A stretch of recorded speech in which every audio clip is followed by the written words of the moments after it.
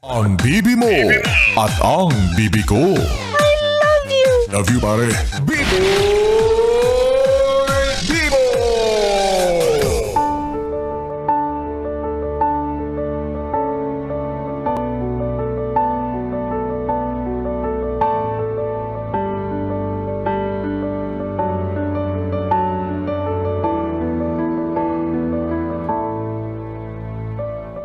Yes, friend, ako'y nagbabalik, DJ B-Boy Bibo, para sa ating tuloy-tuloy na BB Time matungkol sa usaping nandito ako. Ano naman? wala akong maisip na title so nandito na lang ako. Alam niyo mga yes friend, kaya siguro nauso yung mga katagang, babad na ako dito, baka pwede mo namang, hoy ano daw, anong pwede mo naman? Parang tanga. O diba, kaya may mga ganyang klase ng tao na nagpaparamdam sa inyo, diba? Nagbabakasakali, nagsasabi na, huy, nandito ako, baka naman pwede mo akong pansinin. Huy, yung presensya ko, sayang naman to, walang iba nakikinabang, baka naman pwedeng sa'yo na lang. Kasi sila yung mga tipo ng tao na nagpaparamdam, pero wala kang pakialam. Diba? So, sayang naman. Pero seryoso, no? Ikaw ba, yes friend, naranasan mo na ba yung magpapansin sa taong natitipuhan mo? Yung halos magmukha ka ng tanga, yung halos nagkakandara pa ka na, pero wala pa rin siyang pakialam sa'yo. Lahat ginawa mo na para mapansin ka niya, pero nga. O diba? So aminin ninyo, diba? Minsan sa buhay natin may makikilala talaga tayo na dudurog at aapak sa pagkatao natin, magustuhan lang tayo pabalik. Diba? Yung lahat gagawin mo, magpapansin sa kanya, tumambling sa harapan niya, diba? Kainin yung ano mo sa harapan niya. Dugiyot, kadiri ka naman, Bibo. Diba? Like, hello? Ako na yung nag-i-initiate. Ako na yung lumalapit sa'yo. Ako na yung nagsasabing, huy, gusto kita. Baka naman pwedeng gustuhin mo rin ako. Tapos binabaliwala mo ko. Okay. Hindi naman masakit.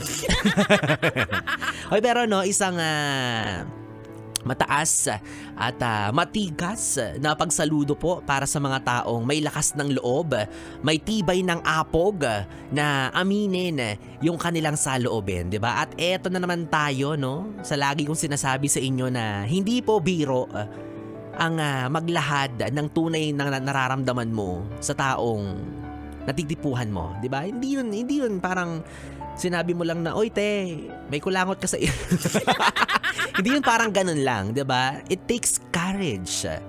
Kung sa iba sisiw lang yan, madali lang na parang yun lang sasabihin lang pala yung nararamdaman, magko-confess lang pala Well, good for you guys. Pero may mga tao na hindi ganun kalakas ang loob. Kaming mga torpe, wow. Kala mo naman talaga umaamin si B-Boy? Of course not. Why would I do that? Diba? Yung mga taong torpe, yung mga taong ma-pride, diba? Sabihin na natin na mahina ang loob, kabado. Grabe yung effort at grabe yung lakas ng loob na kinakailangan nilang ipunin para lang masabi yung totoong nararamdaman nila sa isang taong nagugustuhan nila. Oo, kasi diba, hindi naman lahat ng umaamin maganda yung feedback na nakukuha nila pabalik. Diba? Feedback na pabalik pa. Diba? Buti nga sana kung ang sasabihin sa'yo, sorry, wala akong feelings na nararamdaman para sa'yo Sorry, hindi ko marireciprocate yung nararamdaman mo para sa akin. Kaso yung iba, ang sakit-sakit pa magsalita, diba? Yung tipong sasabihan ka, doon ta nga, nakakairita ka. Di kita bet, di kita pasok sa standards ko. Ang pangit mo. Diba? Grabe magsalita. Grabe yung sakit, wow. Para namang ang sarap-sarap mo rin. Sarap mo pala. Wala ka nga sa kalingkingan ni Marian Rivera. Nilait pabalik. Ganun dapat. Hindi pwedeng hindi ka na nga ginusto, nilait ka pa, di ba? Huwag kang papayag. So bottom line, yes, friend. Ano bang pinag-uusapan natin dito, di ba? Vina-value lang natin yung mga taong nandyan para sa'yo. Yung mga taong nagmamahal sa'yo kasi hodang palihim man yan o lantaran. Ang gusto lang natin is i-appreciate natin yung mga taong nagmamahal sa atin. Yun lang yun. Ganun lang yun. Pahalagahan mo yung taong nagpapahalaga sa'yo. Hindi naman kinakailangan na mahalin mo rin siya pabalik, di ba? Hindi naman sinabing, papahalagahan kita, i-appreciate ko yung efforts and gestures na ginagawa mo para sa akin, mahal na rin kita. Hindi naman ganun yun. Maging mabuti ka lang. Just be kind to that person. Sapat na yun. The only thing you have to do is to be kind to them. Kaya yan nagkagusto sa'yo. Kaya yan napamahal sa'yo kasi nakikita niya yung mga bagay na maganda tungkol sa'yo. So sana wag mo namang sirain yun. Wag mo namang sirain yung fantasy niya. Fantasy! Diba? Yung mga pagnanasa niya, wag mo namang sirain. Kung pakiramdam mo, wala talaga siyang pag-asa na magustuhan mo siya, fine. So be it. Okay lang. Walang problema. Choice mo yun. Okay lang yun. Preference mo yun.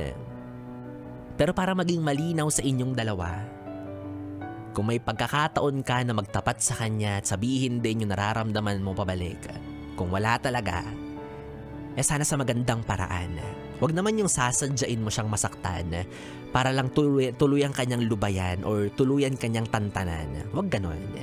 Diba? Kasi ayaw mo naman siguro na wala na siyang gusto sa akin kasi nakita niya yung totoong ugali ko.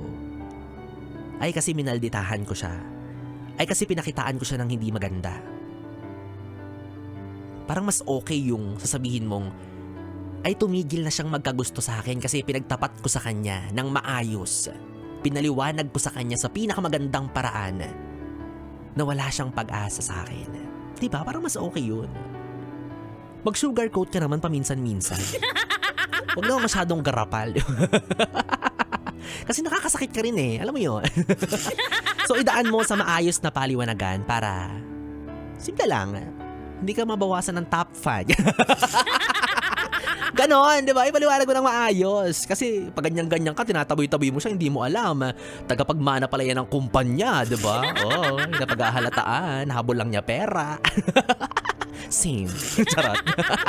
So again, yes friend, kahit papaano ang itinuturo sa atin ng usaping ito, pahalagahan mo yung mga taong pinapahalagahan ka. Bigyan mo ng respeto yung taong humahanga sa'yo. But again, hindi ibig sabihin nun na kinakailangan mo ring magkagusto doon sa tao.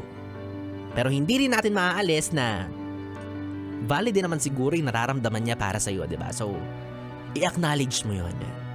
I-acknowledge mo yung pakiramdam na yun. Unless, diba, pamilyado siyang tao, ngayon pa lang mag-practice ka ng tumakbo kasi mahirap yan. mahirap namang i-value or i-acknowledge yung feeling sa'yo ng taong pamilyado, di ba? Like, oh my God, baka ma-misinterpret ka nga niya. Mali yung mga sinabi ko kanina. Ay nako, kaya naman gets na gets ko si Ogie Alcacid nung grabe yung hugot niya sa awiting Nandito ako, umiibig sa'yo. Awat na daw, tama na. Diba? Kaya masasabi ko lang, buti pa yung multo, nararamdaman ng albularyo. Samantalang akong nagpaparamdam sa'yo, dinidedma mo. Grabe ka, magbukas sana yung third eye mo tapos balang araw, magiging multo mo ko at makikita mo yung tunay na halaga ko.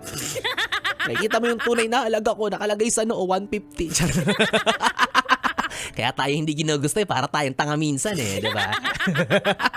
Ay nako, well anyways mga yes friend, 3 oras na bibit time ang ating pinagsamahan. Nakapiling nyo po ang bibi nyo sa radyo. Ako po si DJ B-Boy, B-Boy Bibo, ang DJ na mabilis bumayo ang dila sa mikropono. Magkasama't magkarinigan tayong muli bukas sa parehong oras. Dito pa rin at dito ka lang sa istasyong No Problem, ang 101.1 Yes FM. Solid. Good night, baby. Ito para sa ating susunod na kanta. Bagay na bagay sa pagmumukha mo to by J Brothers. Sana ibigyan mo ng pansin. Come on, let's go.